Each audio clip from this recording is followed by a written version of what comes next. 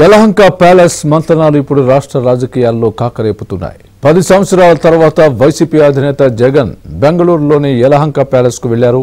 ఆయన అక్కడి నుంచే మంత్రాంగం ప్రారంభించారు. పార్టీ తరపున పోటీ చేసి ఓడిపోయిన 10 మంది కీలక నేతల్ని ప్యాలెస్ కు పిలిపించి బుధవారం చర్చలు జరిపారనే వార్త సోషల్ మీడియాలో హల్చల్ చేసింది. 10 రోజుల పాటు ఆయన బెంగళూరు ప్యాలెస్ లోనే ఉంటారని తాడేపల్లి ప్యాలెస్ కు సమాచారం అందించారు.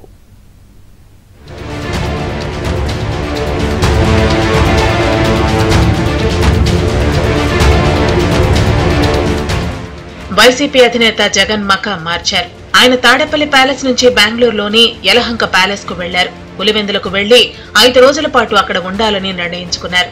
అయితే పులివెందుల్లో కార్యకర్తలు, పార్టీ నేతలు తమ బిల్లులు ఇవ్వాలని జగన్ ఆయన సతీమణి భారతికి విజ్ఞప్తులు చేశారు. పులివెందుల ఏరియా డెవలప్మెంట్ అథారిటీ పరిధిలో 980 కోట్ల రూపాయలతో చేపట్టిన పనులకు సంబంధించిన బిల్లులు కూడా ఇవ్వకుండా నిలిపివేశారని, తమ ఆస్తులు అమ్ముకుని పనులు చేపట్టామని జగన్ వద్ద ఆందోళన వ్యక్తం చేశారు. తమకు బిల్లులు ఇవ్వకపోతే ఎలా అని నిలదీశారు.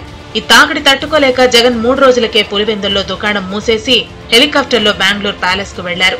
అక్కడ కూడా నేతలు బిల్లుల కోసం జగన్ కలిసేందుకు వెళ్లగా గేట్లు మూసివేశారు. దీంతో జగన్ ను కలవకుండానే అనేక మంది వెనక్కి వెళ్లారు.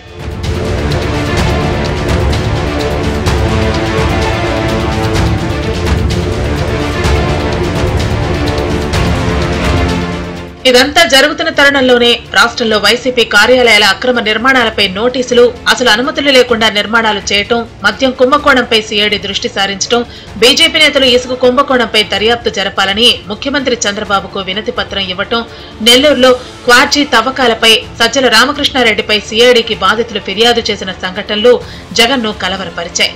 ఇప్పటికే ఉన్న కేసులతో పాటు కొత్తగా మళ్లీ రాష్ట్ర ప్రభుత్వం కూడా కేసులు మోపుతోందనే ఆందోళన బయలుదేరింది.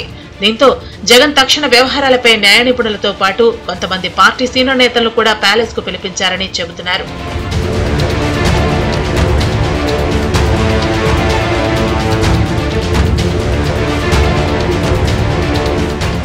బెంగళూరు ప్యాలెస్ లో జరుగుతున్న మంతనాలపై రాజకీయ పక్షాల్లో చర్చలు జరుగుతున్నాయి. మద్యం, ఇసుక, మైనింగ్ కుంభకోణాలపై సీఐడీ దృష్టి సారించడంతో వైసీపీ నేతల్లో వణుకు ప్రారంభమైంది.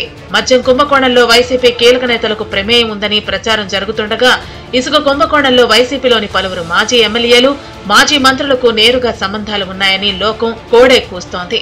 ఒకేసారి సమస్యలన్నీ చుట్టుముట్టడంతో ఏం చేయాలనే అంశంపైనే జగన్ అండ్ కో మంతనాలు ప్రారంభించారని అంటున్నారు.